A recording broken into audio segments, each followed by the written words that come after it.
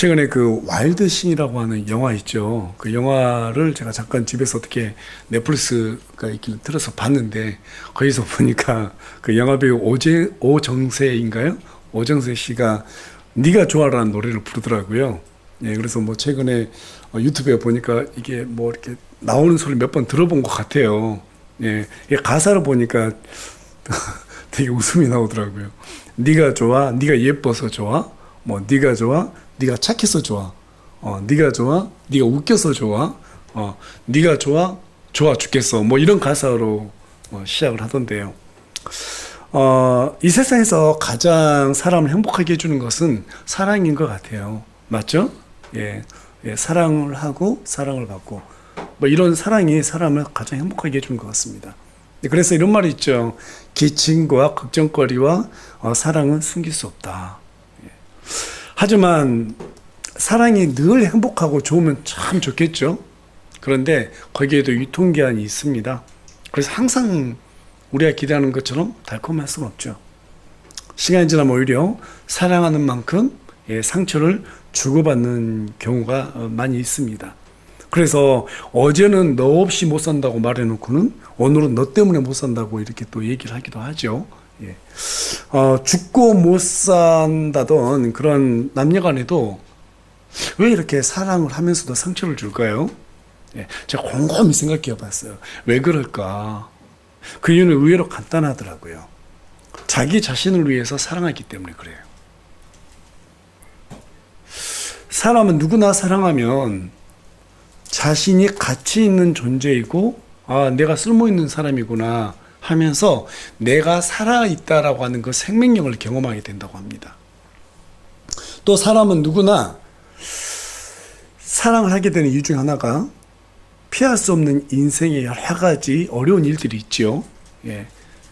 거기에서부터 무너지지 않도록 단단하게 잡아주게 해주는 것이 사랑이라는 것을 알고 있기 때문에 사랑한다고 말합니다. 그래서 우리는 사랑하는 상대를 찾기도 하고 그 상대에게 의지하고 그렇습니다. 이처럼 사람들은 사랑이 자기 자신을 지금보다 더 나은 존재로 만들어주고 나에게 유익이 된다는 것을 알기 때문에 그 사랑에 대해서 기대고 의지합니다. 그래서 우리는 사랑을 시로 짓기도 하고 노래로 부르기도 하고 또 사랑이라는 소재를 가지고 드라마나 영화를 만들기도 하지요. 하지만 여러분, 그것은요, 잘 생각해 보면 우리는 사랑이라고 표현하지만 좋음에 가깝다는 생각을 많이 하게 됩니다.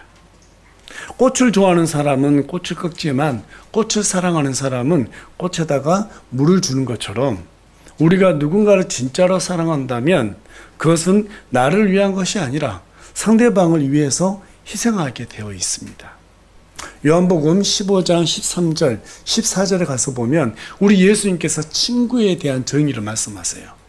사람이 자기 친구들을 위해 자기 생명을 내놓는 것, 이것보다 더 큰 사랑은 아무에게도 없나니 무엇이든지 내가 너에게 명령하는 것을 너희가 행하면 너희가 나의 친구니라 이렇게 말해요. 여기에서 친구라고 하는 것은 하나님을 믿는 사람들, 예수님의 제자들, 조금 더 좁은 의미에서는 교회 지체들을 의미합니다. 그리고 가장 큰 사랑이라고 하는 것은 예수님처럼 지체들을 위해서 희생하는 것을 얘기하는 거예요. 나를 위한 거예요? 하나님을 위한 거예요? 하나님을 위해서 기꺼이 내가 그렇게 하겠다라고 하는 희생, 그것을 큰 사랑이라고 말하고 있어요. 그런데 사람들은 자기들이 원하고 기대하는 것을 사랑이라고 말해요. 앞서 말씀드린 것처럼 네가 좋아, 이래서 좋아, 저래서 좋아, 좋아 죽겠어. 그건 좋음이에요. 나를 위해서 좋아하는 거니까. 여러분, 그런데요, 거기에는 항상 뭐가 있다고요? 한계가 있다고요. 나를 위해서 좋아하는 거기 때문에 나에게 도움이 안 되면 그 사랑 끝나는 거예요. 그래서 부부간에 또 다툼이 있는 거예요. 성경은 그것을 진짜 사랑이라고 말하지 않고 있습니다. 가짜 사랑이에요. 우리는 가짜 사랑하고 있다는 사실을 깨달아야 됩니다. 형제 자매라고 부르면서 제가 가장 수수께끼 같은 게 뭐냐면 교회 떠나면 연락 다 차단해버려요. 연락 끊어요. 여러분, 세상 사람들도 직장 그만두면 서운하다고 술잔 기울이면서 서로 좋은 것만 기억하자, 자주 연락하고 지내자 하고, 직장 그만둬도 결혼식장도 오고 축하해주고, 그렇죠? 장례식장 가서 조의도 표하고 위로해주고 그런단 말이에요. 자, 그런데요, 제가 정말 이해 못하는 건 그거예요. 교회 떠나면 툭 하면 떠나버려요. 결혼식장, 뭐 장례식장 안 가요. 무슨 원수 지는 것도 아니잖아요. 저는 이게 옛날부터 아주 오래전부터 수수께끼였어요. 교회가 생산만 또 못하다. 그러면서 교회 오면 사랑 얘기 진짜 많이 해요. 그래서 제가 여러분들께 저는 단언합니다. 가짜 사랑이에요. 하나님을 사랑한다 표현하면서도요, 다 가짜 사랑하고 있어요. 우리가 가슴에 손을 대고 한번 생각해 보자고요. 정말 지체들 사랑하세요? 여러분, 왜 그런 가짜 사랑하고 있느냐면요, 다 자기를 위해서 교회를 나와요. 자기를 위해서 하나님 믿고요.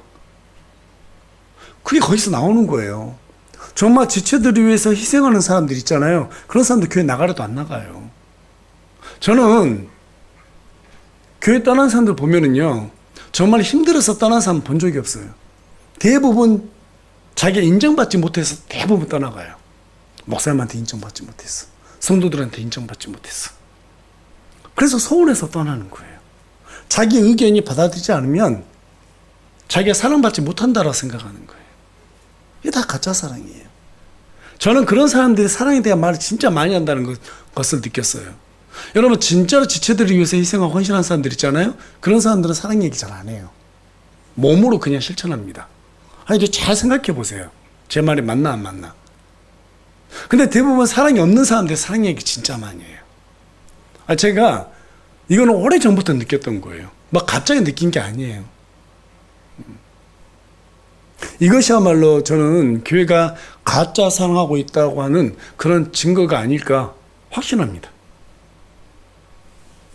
주님은 지체들을 위해서 희생하는 사랑을 행하는 것, 그런 사람들을 친구로 삼아주겠다고 말씀하셨어요. 여러분, 대기업 우리 뭐 삼성 이재용 회장 여러분 친구라 생각해 보세요. 얼마나 든든하겠어요? 그렇죠? 예. 그런데 여러분, 하나님은요, 바로 그런 사람들을 세우신 분이세요. 하나님 만왕의 왕이시고, 하나님은 말씀 한마디로 하늘과 땅을 창조하셨고, 해하다가 별들을 창조하셨고요, 바다를 창조하셨고, 산들을 창조하셨고, 그렇죠? 예, 땅에 기는 것들과 그 다음에 물속에 있는 물고기들, 하나님 우리 인간을 다 창조하신 창조주이세요. 믿으십니까? 아니요. 안 믿는 것 같아요. 진짜 안 믿는 것 같아요. 하나님이 전지전능하신 분이고 나를 만드신 주인이라면 여러분, 성경 말씀대로 살아야 되는 거예요. 이렇게 순종하고 살아야 된다고 말하면 또 순종 얘기만 한다 이런 얘기를 해요. 이게 그리스도인이라 할 수 있겠습니까? 여러분, 성경 봐보세요. 처음부터 끝까지 다 순종 얘기예요. 맞습니까? 예.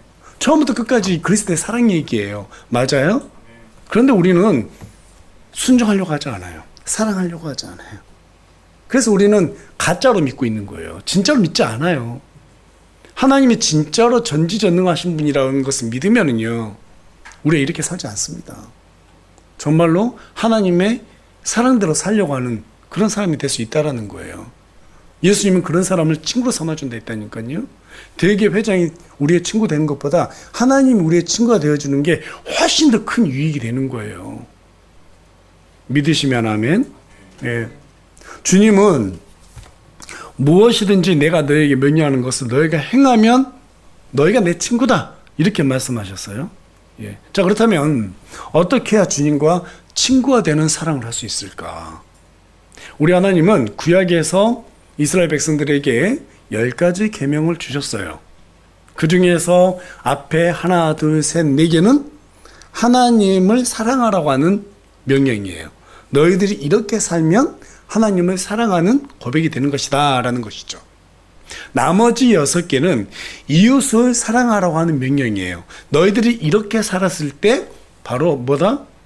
이웃을 사랑하는 것이다. 자, 그런데 우리 하나님께서는 흥미로운 말씀하시죠.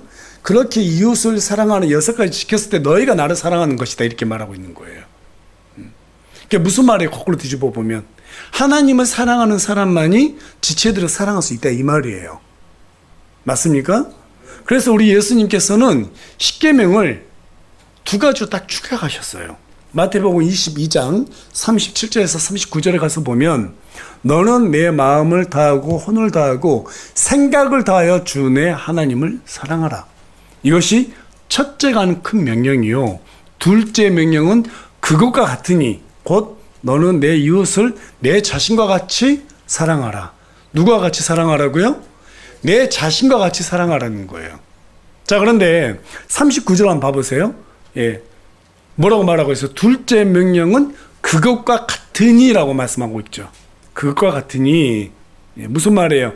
네 마음을 다하고 혼을 다하고 생각을 다하여 주 너희 하나님을 사랑해야 네 이웃을 그와 같이 너도 사랑할 수 있다, 이 말이에요. 다시 말해서 지체들을 사랑하는 것은 하나님을 사랑해야 사랑할 수 있는 것이지 내가 그냥 의지를 가지고 사랑할 수 있는 게 아니라, 이 말이에요. 그래서 우리가 사랑이 실패하는 거예요. 내 의지로 하려고 하니까. 아니요. 그거 다 버리세요. 백지화 시키세요. 그냥 하나님의 명령대로 사는 것이 하나님을 사랑하는 것이라고, 어때요? 요한복음 14장 21절은 말하고 있습니다. 요한이서 4장 20절에서도 어떤 사람이 내가 하나님을 사랑하노라 라고 하면서 자기 형제를 미워하면 그것은 그 사람은 거짓말쟁이라고 말하고 있어요. 저와 여러분이 나 하나님을 사랑해요 하면서 내 이웃을 비난하고 모함하고, 그렇죠? 거짓말쟁이다, 이 말이에요. 여러분, 하나님의 말씀을 들으면, 우리가 지지난주에 한번 말씀 나눴습니다. 입에선 달고 들어가면 어떻게 된다고 그랬어요? 쓰다고 그랬죠? 말씀대로 사는 게 쉬운 일이 아니에요. 여러분이 시험에 들잖아요. 그럼 우리 자신을 살펴봐야 돼요. 내가 정말 하나님을 사랑하는 사람인가? 지체든가 갈등이 있으면 내가 정말 하나님을 사랑하는 사람인가? 내가 거짓말쟁이가 아닌가? 이거 생각해 보셔야 돼요. 자, 그렇다면 주님이 말씀하시는 사랑은 어떤 사랑일까? 예. 우리 다 같이 마태복음 20장 28절 말씀 한 목소리로 읽어보겠습니다. 사람의 아들도 성김을 받으러 오지 아니하고 도리어 섬기며 자기의 생명을 많은 사람의 대속물로 주려고 왔느니라 하시니라. 자, 사람의 아들도 섬김을 받으러 오지 아니하고 도리어 어떻게 한다고요? 우리 예수님이 섬김 받으려고 온 것이 아니라 섬기려고 오셨다는 거예요. 자, 그런데 어떻게 섬기셨어요? 자신의 생명을 인류를 위해서 주셨죠. 대성물로 내어주셨죠. 주님이 요구하시는 사랑, 우리에게 요구하는 사랑은 뭐냐면 그러한 희생을 담보로 하는 섬기는 사랑이라는 거예요. 어떤 사랑이라고요? 예, 희생을 담보로 하는 섬기는 사랑이라고요. 하나님이 저와 여러분에게 요구하시는 사랑, 우리가 만약 꽃을 사랑하면 꽃을 끊는 것이 아니라 그 꽃에다가 물을 주는 것처럼 지체들에게 필요한 것들을 제공해주고 섬기는 그 사랑을 우리에게 요구하는 거예요. 이 사랑의 목적을 모르기 때문에 툭하면 사랑이 있니 없니라고 사람들이 판단하고 자기는 사랑하지 않으면서 불평불만을 쏟아내는 거예요. 회개하셔야 돼요. 자, 그렇다면 좀 더 구체적으로 우리는 어떤 자세로 섬겨야 될까요? 자, 섬김의 사랑이라고 그랬죠? 어떻게 섬겨야 되는가? 고린도전서 13장이죠. 우리 오늘 본문에 있는 말씀인데 4절에서부터 7절에 쭉 가서 보면 우리가 너무나도 많이 들었던 익숙한 그러한 구절입니다. 사랑은 오래 참고 친절하며 사랑은 시기하지 아니하며 사랑은 스스로 자랑하지 아니하며 우쭐대지 아니하며 복이 흉하게 행동하지 아니하며 자기 것을 추구하지 아니하며 쉽게 성내지 아니하며 악을 생각하지 아니하며 불법을 기뻐하지 아니하고 진리를 기뻐하며 모든 것을 참으며 모든 것을 믿으며 모든 것을 바라며 모든 것을 견디느니라. 여러분, 사랑이 쉬워요, 안 쉬워요? 자, 여기에서 저와 여러분이 100% 전부 다 이렇게 살 수 있어요, 없어요? 살아왔나요? 그렇게 살지 못했어요. 저부터 여러분까지 누구도 이렇게 살아가기가 쉽지가 않아요. 근데 사랑은 이런 거래요. 여기에서 하나님께서 말씀하신 이 사랑은요, 목적이 있어요. 이걸 우리가 알아야 된다고요. 섬김의 목적이에요. 단순하게 보편적인 사랑이 아니에요. 남녀 간의 사랑 얘기하는 게 아니라니까요. 그러니까 여러분, 사랑에도 목적이 있는데 그 목적이 무엇인지 모르고 그냥 단편적으로 오래지 않고 친절하고 시기하고 뭐 이런 것들을 해야지 사랑이다, 이렇게 말한단 말이에요. 1차적으로 사랑은요, 쉽지가 않은 거예요. 하나님의 명령에 순종하는 게 사랑이라고 그랬잖아요. 그렇죠? 그러니까 저렇게 살아야 되는 거예요. 근데 오래 참으면 어떤 일이 있었다는 소리예요? 앞에가 참지 못할 일이 있었다는 것이죠. 맞죠?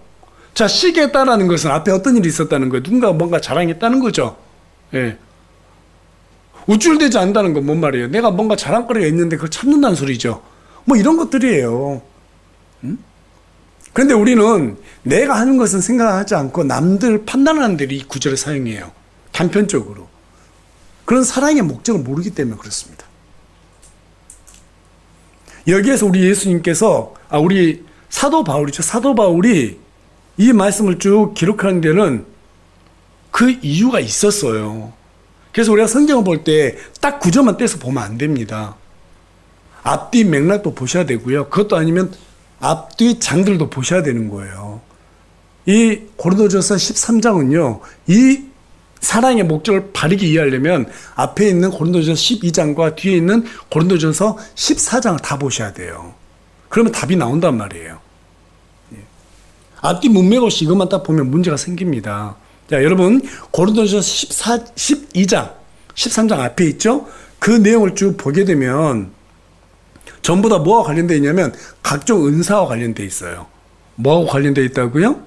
은사와 관련되어 있어요. 은사는 고린도전서 12장 5절에서 7절에 기록된 바와 같이 하나님께서 각 사람에게 교회 지체들을 잘 섬기라고 주신 영적인 선물이에요. 그 사람의 어떤 특성과 기질에 따라 가지고 하나님께서 주신단 말이에요. 어떤 사람들은 마음이 선해요. 그래서 자꾸 섬기는 걸 좋아해요. 그 사람은 섬김의 은사가 있는 거예요.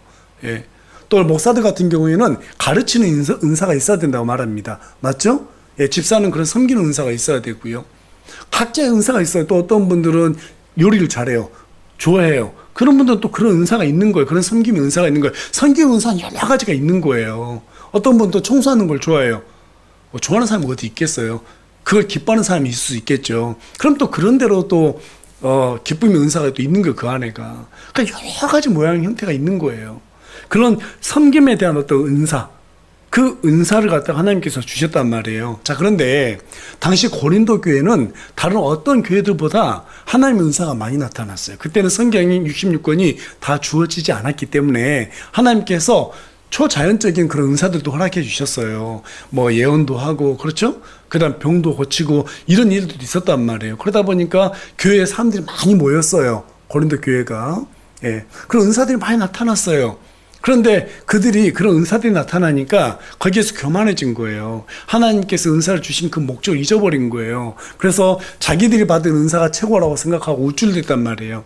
예. 자기들 가지고 있는 그 능력이 없는 그런 지체들을 좀 외면하고 무시하고 그랬단 말이죠. 그래서 우리 사도 바울이 그렇게 사용하면 안 된다라는 의미에서 고린도전서 12장 29절부터 31절까지 말씀을 주었습니다. 우리 다 같이 읽어볼까요? 시작. 모두 사도이겠느냐? 모두 대언자이겠느냐? 모두 교사이겠느냐? 모두 병 고치는 선물들을 가지겠느냐? 모두 다 언어들을 말하겠느냐? 모두 통역하겠느냐? 오히려 가장 좋은 선물들을 간절히 사모하라. 그럼에도 내가 너희에게 더욱 뛰어난 길을 보이리라. 자, 여러분 보세요. 모두 사도이겠느냐? 지금 이 시대엔 사도가 있어요, 없어요? 없습니다. 지금 이 시대엔 사도가 없어요. 모두 대언자이겠냐? 교사이겠느냐? 모두 기절 행하는 자이겠느냐? 병 고치는 선물이 있겠느냐? 뭐 이런 것도 얘기하잖아요. 이런 모든 것들이요. 또 고린도전서 14장 쭉 가서 보면 또 이런 말이 나옵니다. 특별히 대언을 사모해라 이렇게 말한단 말이에요. 여러분, 이런 기적들은요, 하나님의 말씀이 완성되면서 사라졌어요. 그런데 남는 건 뭐예요? 이런 대언이란 말이에요. 하나님의 말씀한 사람들에게 선포하는 이런 대언의 은사가 너희들에게 각자 있는 게 가장 좋다. 이런 얘기 한단 말이에요. 자, 그런데 오늘 본문 가서 보니까 내가 사람들의 언어들과 천사들의 언어들 말했죠. 사랑이 없으면 소리나는 징과 울리는 꽹과가 된다. 그렇죠? 대언하는 선물이 있고 모든 신비와 모든 지식을 이해하며 모든 믿음이 있어 산들을 옮길 수 있을지라도 사랑이 없으면 네가 아무것도 아니다. 내가 모든 재산을 바쳐 가난한 자들을 먹이고 내 몸을 불사르게 내어줄지라도 사랑이 없으면 아무 유익이 없다. 지금 이렇게 말씀하신단 말이에요. 자, 여러분 무슨 말이에요? 우리가 그리스도의 사랑, 다시 말해서 지체들을 잘 세워서 교회를 잘 세우기 위한 그런 섬김의 사랑이 너희들 마음속에 동기가 없으면 그것은 전부 다 위선자라는 거예요. 다 위선자라는 거예요. 여러분, 내가 내 형제를 섬겨야지, 나를 위해서가 아니라 하나님을 위해서 그들을 세워줘야지, 이런 마음이 없으면 그 사람은 전부 다 위선자라는 거예요. 아무리 내가 은사가 많고, 예, 모든 지식이 있고, 성경 66권 달달달 외우고, 잘 가르치고, 가난한 사람들에게 먹이고, 내 몸에 불사르게 내어주는 열정이 있어요. 그러면 사람들 보기에는, 저 사람 대단한 사람이, 이렇게 생각할 수 있겠죠? 근데 끝에 가서 보면 그 사람이 그게 없다라는 거죠. 다 자기 인정받기 위해서 그랬다라는 거예요. 예수님이 가장 싫어하는 사람이 바로 그런 사람이에요. 맞습니까? 예, 바리새인들이 그와 같이 살았잖아요. 아무것도 아니라는 거예요. 가짜라는 거예요. 그런 사람들이. 여러분, 이런 사람들을 목사가 분별하지 못하면요, 다 여러분한테 고통이 가요. 저는 아마 여러분들 저를 겪어봐서 잘할 거예요. 제 앞에서 그렇게 말하잖아요. 자기를 포장하는 말하잖아요. 저는 절대 그냥 안 넘어가요. 반드시 그 사람 찔러요. 찔러보면 답 나와요. 진심인지 아닌지.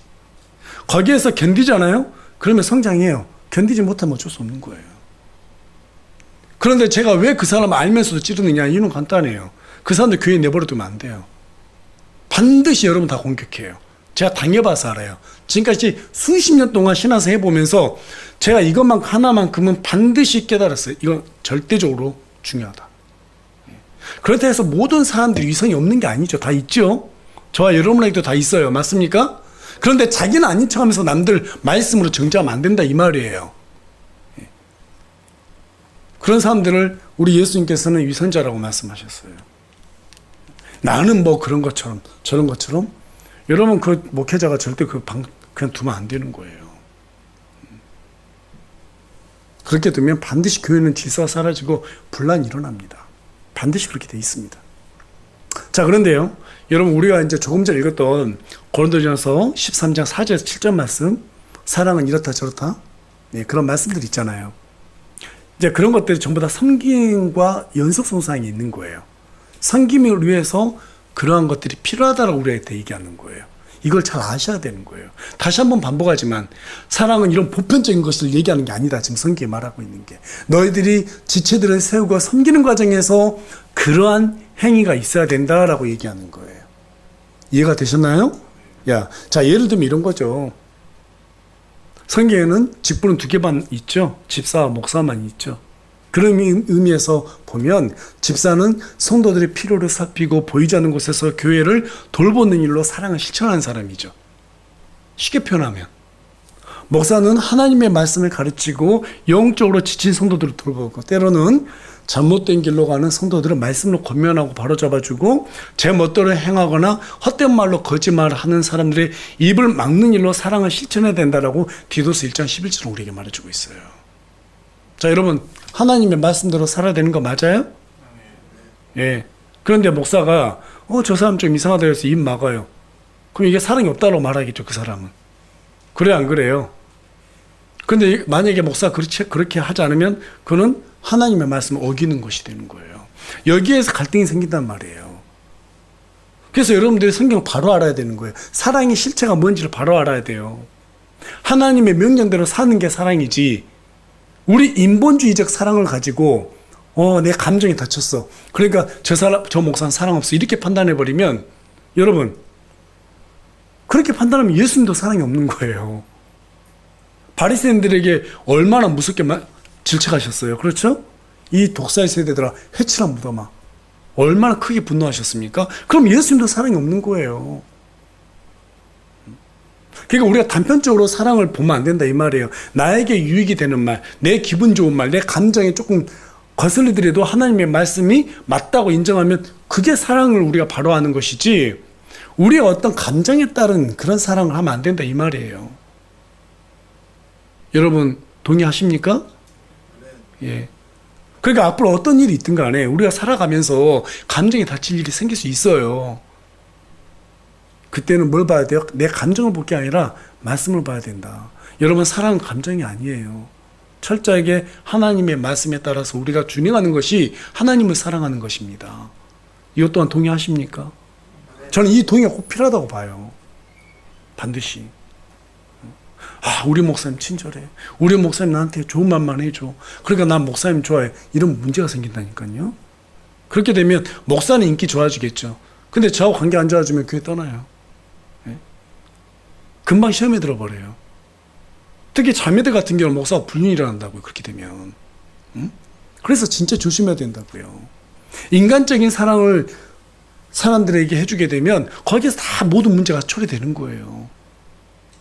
그래서 오늘날 교회들이 어려운 일들이 생기고 있다 이겁니다. 이처럼 하나님이 말씀하신 사랑은 각자의 위치에서 받은 은사를 얼마나 신실하게 섬기느냐, 여기에 달려있는 것이지 인간이 기대하는 사랑이 아닙니다. 자, 여러분께 조금 더 이해를 돕기 위해서 고린도전서 13장에 기록된 이 사랑을 목사의 직무와 관련해서 여러분께 다시 한번 설명드릴게요. 자꾸 목사에 대해서 사랑이 있다 없다라고 판단하니까. 앞으로 이걸 좀 들으시고 바르게 좀 이해했으면 좋겠습니다. 자, 사랑은 오래 참고 이렇게 말해요. 그러면 못된 짓에도 제가 다 참아줘야 될까요, 목사가? 그건 아니란 말이에요. 말씀을 아무리 가르쳐도 진전이 느린 성도가 있고 또 빠른 성도가 있겠죠. 느린 성도에게도 답답하지만 참아주는 거, 이게 사랑이라는 거예요. 목사의 사랑이라는 거예요. 사랑은 친절하며 이렇게 말합니다. 사람마다 이해하는 속도가 다 다릅니다. 말씀을. 몰라도 친절하게 가르치고 인도해 주는 거, 이게 목사한테 요구되는 친절한 사랑이에요. 뭐 하는 것마다 어떤 분들은 공항에 내리면 또 목사가 섬겨야 된다고 성도들 막 공항 가서 태워다 줘야 된다고, 이렇게 미국은 그렇게 하거든요. 그런 사랑을 얘기하는 게 아니에요. 그러니까 어떤 일이 벌어져요? 왜 나는 안 태워다 줘 하면서 목사가 이제 기사가 돼버린 거예요. 그게 아니죠? 그게 친절이 아닙니다. 또 사랑은 시기하지 아니하며 이렇게 말합니다. 목사 같은 경우에는 다른 지체들의 은사와 열매를 시기하거나 질투하면 안 된다 이 말이에요. 이 사람이 하나님의 일을 위해서 정말로 잘하고 있어. 사람들 인정받아요. 그럼 목사는 그 사람하고 함께 사역을 해나가야 되는 거지, 그 사람 막 눌러버리고 이 사람한테 질투 느끼고 그렇게 하면 안 된다, 지금 이 얘기하고 있는 겁니다. 다 직무와 관련되어 있는 거예요. 자랑하지 아니하며 자신의 목회 어떤 성과를 또는 은사를 과시하면 안 된다 이 말이에요. 내가 이렇게 잘해서 사람들 많이 모였어? 내가 이렇게 잘해서 교회를 크게 세웠어? 그거 안 된다 지금 이 말하고 있는 겁니다. 또 교만하지 아니하며 목사라는 직분으로 성도 위에 군림하면 안 된다 이 말하는 거 있는 거예요. 자기 유익을 구하지 말라고 말하고 있죠. 자신의 명예와 편의를 위해서 목회하지 말라 이 말이에요. 모든 것을 견디느니라. 목회하다 보면 여러 가지 어려움과 배신, 오해 속에서 맡겨진 양들에게 어려움을 당할 수 있습니다. 그럼에도 불구하고 참으라 이 말이에요. 이렇게 말하지만 저도 목회라고 했지만 부족한 게 많아요. 근데 어떻게 목사 혼자 다 할 수 있겠습니까? 그렇죠? 함께 돕고 해나갔을 때 이런 일도 해나갈 수 있는 거 아니겠어요? 조금 전에 말씀드린 이러한 것들이 예를 들면 목사란 직무에게 해당되는 그런 사랑이다. 그럼 집사는 또 어떻게 해야 되느냐? 거기에 맞는 또 사랑을 해야 되고, 그렇죠? 또 우리 예배를 인도하는 우리 찬양하는 형제들이 있어요. 또 반주하는 우리 박정희 형제 있습니다. 각자 자기 직무에 맞게끔 하다 보면 어떤 사람은 반주가 좀 빨라요, 느려요. 또 요즘 틀려요. 이런 말들 하거든요. 그리고 또 뭐, 내 스타일이 아니에요. 별의별 얘기가 많이 나와요. 그렇죠? 그래도 우리 장경이 한 번 화낸 적이 없어요. 예. 또 우리 찬양 인도하는 사람도 마찬가지예요. 찬양곡을 왜 저런 것만 선정해요? 조금 뭐 이런 거 선정했으면 좋겠어. 진짜 불평 많이 합니다. 저한테 와서 말을 해요. 그럼 제가 뭐라고 그럴까요? 예. 그냥 하세요 그래요. 그냥 하세요. 어떤 자매님이 불평 참 많이 있었어요. 그래서 제가 그랬어요. 올라가서 직접 하실래요? 그건 또 안 한대요. 왜 안 해야지. 본인들이 직접 해봐요. 그게 쉬운가? 쉽지 않습니다. 맞죠? 의견을 주는 걸로만 제가 들어야지 그걸 자꾸 막 계속 고집하고 푸시하고 그러면 안 된다 이 말이에요. 저는 전달합니다. 이런 것 좀 했으면 좋겠다. 이렇게 말합니다. 조금 조율하는 거예요. 그런데 이게 한두 번이 아니에요. 어떤 분들이 이거 해야 된다. 저거 어떨 때 몇 장 해야 된다. 이렇게 말하시는 분도 있어요. 그럼 월권행위잖아요. 그렇죠? 예. 그래서 그런 여러 가지 일이 있는데 그럴 때마다 어떻게 해야 돼요? 그냥 참고 묵묵하게 내 할 일을 해야 된다. 그런 의미에서 이런 사람이 필요하다는 겁니다. 이해가 되셨습니까? 예. 그래서 여러분 이런 사랑이라고 하는 것은 성경이 말하는 사랑은 어떤 애정 결핍을 채워주는 게 아니에요. 오늘날 이게 참 문제인 것 같아요. 다 애정 결핍들이 많아요. 전부 다 사랑받기를 원해요. 그런데 그런 사랑을 채워주는 게 목사의 직무도 아니고 여기 있는 지체들의 직무가 아니에요. 그런 잣대로 평가하면요, 앞서 말씀드린 바와 같이 예수님도 정죄를 피할 수가 없어요. 자, 오늘 옆 사람 보고 좀 얘기해 봅시다. 보편적인 사랑으로 사랑하려고 하지 맙시다. 또 한 가지 얘기합시다. 사랑 받으려고 하지 맙시다. 인정받으려고 하지 맙시다. 정말 이게 중요해요. 하나님이 원하는 사랑, 그런 게 사랑이 아닙니다. 예. 그런 사랑이 아니에요. 특히 목회자에게 요구되는 사랑도 그런 사랑이 아니에요. 그런 의미에서 봤을 때는 목사에게 요구되는 사랑에도 종류가 있습니다. 거기에는 품어주는 사랑도 있지만 멈추게 하는 사랑도 있고요. 기다리는 사랑도 있지만 경고하는 사랑도 있고요. 허물을 감싸주는 사랑도 있지만 상처를 감수하고서라도 잘못을 지적하는 사랑도 있습니다. 근데 사람들은 자기 뜻하고 안 맞으면 일단 삐져버려요. 기분 나쁘다는 거예요. 내가 이거 하고 싶은데 못하게 하고 목사님이 이건 아니다고 말하면 딱 삐져버려요. 그러면 들을 만한 귀가 없는 거잖아요. 뭐 어떻게 하겠어요? 그래서 말 그만해야죠. 여러분, 이처럼 사랑은 위치에 따라서 형태가 다 다르게 적용됩니다. 그걸 인정했으면 좋겠어요. 인정했으면 좋겠어요. 이건데 부모의 사랑은 자녀가 원하는 대로 다 해주는 게 아니잖아요. 잘못된 길을 갈 때는 훈계하고 바로잡아주는 게 부모의 사랑이지 않습니까? 예. 교사의 사랑은 학생들이 원하는 대로 전부 다 그냥 좋은 말만 해주는 것이 아니죠. 성실하게 수업 준비하고 학생들이 바른 길로 갈 수 있도록 안내해주는 사람이잖아요. 그게 교사의 사랑이잖아요. 군인에게 나라 사랑이 뭐예요? 우리 두 군인들 왔는데 오늘 전장에서 물러나지 않고 나라를 지키기 위해서 목숨을 거는 거, 그렇죠? 그게 바로 군인들이 나라를 사랑하는 사랑이잖아요. 의사의 사랑이 뭐예요? 환자에게 필요한 치료를 정확하게 해주되 때로는 환자가 하기 싫어하는 치료가 있다 하더라도 그것을 권할 줄 알아야 되는 게 의사의 사랑 아니겠어요?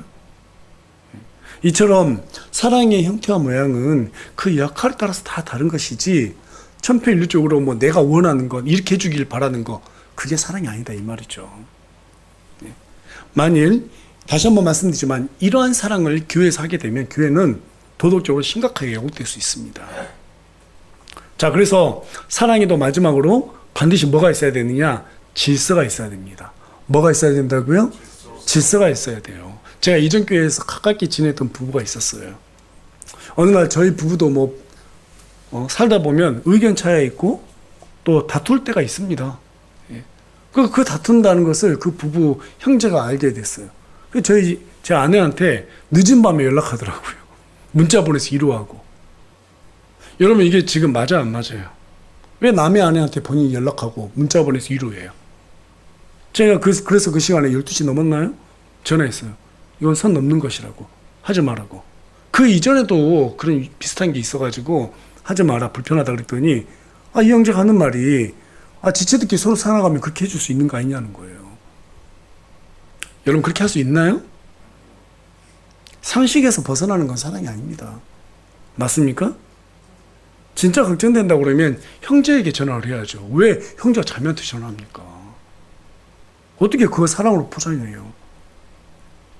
특별한 경우가 아니라면 교회에서는 가급적이면 형제에게 전화하고 자매는 자매하고 통화를 해야 돼요. 자매가 형제한테 전화한다거나 형제가 자매한테 막 전화한다거나 여기서 문제가 생기는 겁니다. 그 질서를 지켜야 됩니다. 예. 아마 우리 자매님들 잘 아실 거예요. 제가 특별한 경우가 아니라면 자매님들한테 잘 연락 안 합니다. 예. 예를 들면 우리 찬이 형제한테 전화했는데 전화 안 받으면 우리 저희 지원자한테 전화해서 왜 전화 안 받냐고 전화해요. 그게 아니면 특별한 일이 아니면 전화 안 해요. 그게 왜 안 받으니까. 그래서 여러분, 하나님의 사랑에도 반드시 뭐가 있다? 질서가 있다. 그 질서를 지켜야 된다.